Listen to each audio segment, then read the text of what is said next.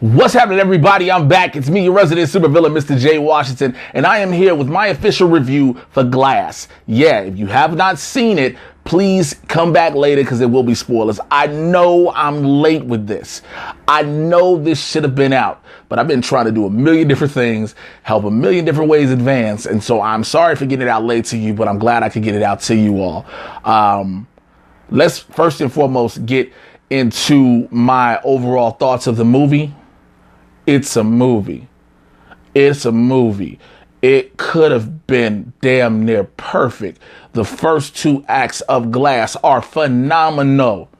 The first two set up so beautifully. And the third act, the culmination, the coup de grace, where all of it's supposed to pay off, where two movies prior are supposed to pay off. That shit went full Shymalan. Like, all the way Shymalan. And if you know what I mean, you know what full Shyamalan is. And if you don't, what that means is every M. Night Shyamalan film has this twist to it, right? That's what makes them so unique. There's a twist you never saw coming. There's something unique about it that will engage you further, and it'll trap you to make you want to know more about the story or the film or the characters or whatnot. The twist had a twist that had a twist that had a twist. It has so many twists. I thought it was getting done sitting in the chair of a black beauty shop. You hear what I'm saying? It had so many twists. I felt like it was dancing from the 50s. It has so many twists. A bag of Twizzlers get jealous. You get what I'm saying? It was, but also a lot of these twists are unnecessary.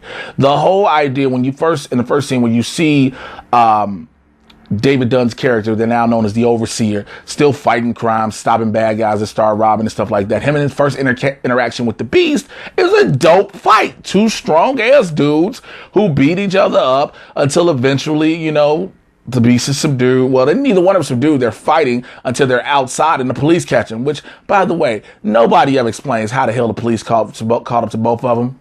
I just don't get it. But they didn't explain it, but they did explain it in the third act. When you have them in the psychiatric institution, when you have Kevin in one room, you have David Dunn in another, and you have Elijah in a third room, and the entire time for a while, you're believing that Elijah has been medicated because he is mentally that strong that he can, overpower people with just his thoughts and words. So you're like, oh, is that his superpower, that he's a genius? Which it kind of is. Find out he's not doing it. He's been playing the game all along. He wants the Beast to come out so he can have him and the Beast team up. The fight that is supposed to set up at this giant building for the world to see, this giant spectacle, is what he leaves crumbs, in a sense, to make the psychiatrists believe, when in all actuality it's not happening. The fight is so... And the last fight is so anticlimactic because in the midst of the fight, when you think things should go right, you find out that Elijah was the reason of the train derailment that we know about David Dunn's trailer. But he also made sure that because Kevin's father was on the train, that Elijah, yeah, you see, I keep getting tired because there's so many twists you got to say in it. Sarah Paulson as the psychiatrist, she did what she was supposed to do, but a lot of things didn't work. Again, this is spoiler laden, so you just got to know. One of the things she wanted to do was convince the three that they were not superpowered individuals, that they were just normal, okay? She was telling Kevin that, yes, you do have multiple personalities, you have DID, but you don't have the Beast inside you. The Beast is not this superpowered creature. It's just you used to work at a zoo and saw people do wall climbing, so that's why the Beast can do it, because it's just a subconscious thing. So after a while, Patricia, one of his personalities, is like, oh, we just not really special. It's just a bunch of us in here and it's just crazy.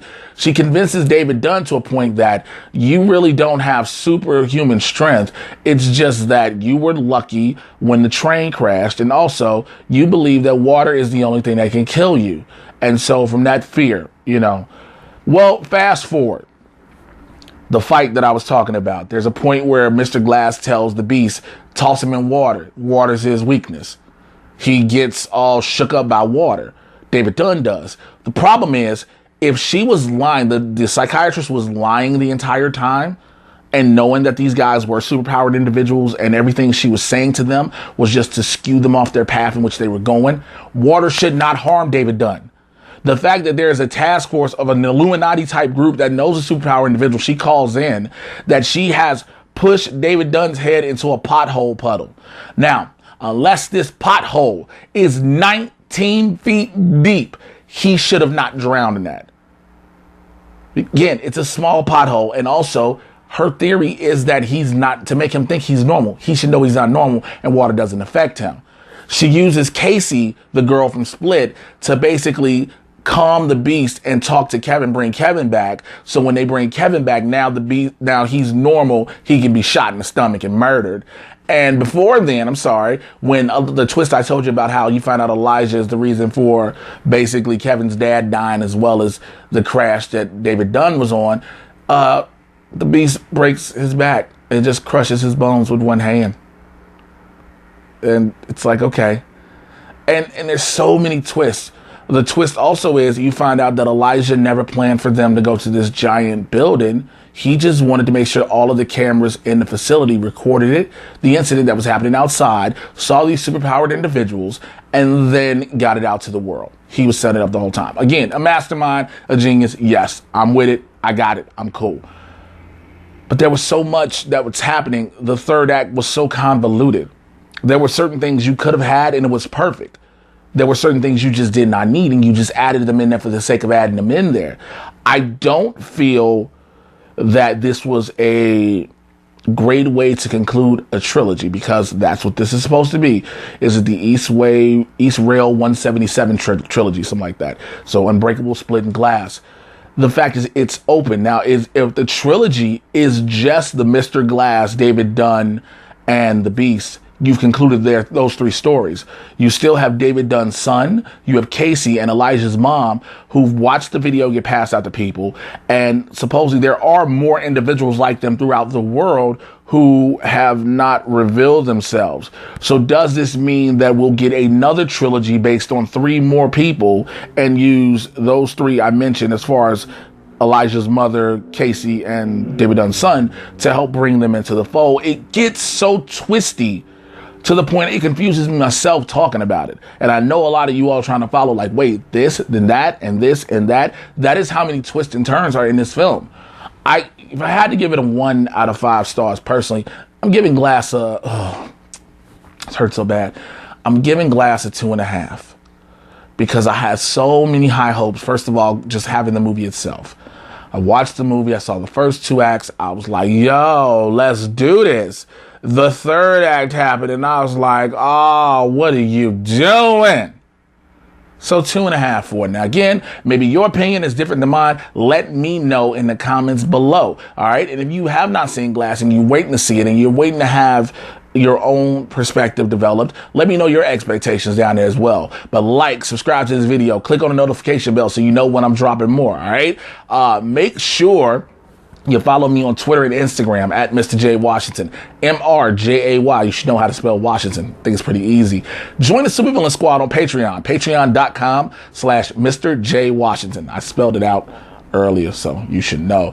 What the Patreon is going to do is I'm going to have a bunch of exclusive interviews, audio, visual, a bunch of thoughts and everything that I'm not going to put on this channel, that I won't include in the Mad Titan podcast. They'll only be available there, and I think you guys are going to enjoy them well. And it's only $1 to $5, nothing major. So just please support it. And what that does is going to help me grow the podcast. It's going to help me grow this channel, help me grow the setup, the audio, the visual, and everything else. And I want to do this for you all. And I'm just asking for you all to help and rock with your boy. That is all I'm asking from you. Also, I got that. Check out the Mad Titan podcast on iTunes, Google Play, and Spotify. I get you caught up on everything that's happening in the Marvel and DC live action cinematic universes. All right. So I will holler at you guys later. Take care. I'm out of here.